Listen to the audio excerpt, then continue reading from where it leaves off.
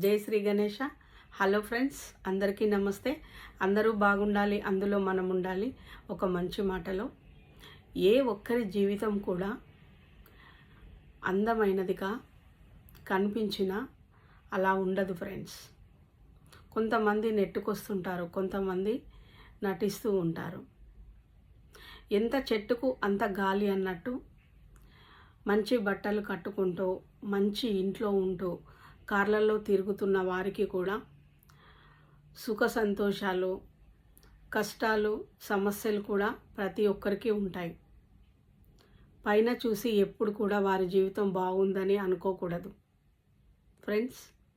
ఎప్పుడైనా మనం చేసే పనిని జాగ్రత్తగా చేసుకుంటూ ఒక్కొక్క అడుగు వేస్తూ ఒక్కొక్క మెట్టు ఎక్కుతూ దినదినాభివృద్ధి చెందుతూ మన జీవితాన్ని తృప్తిగా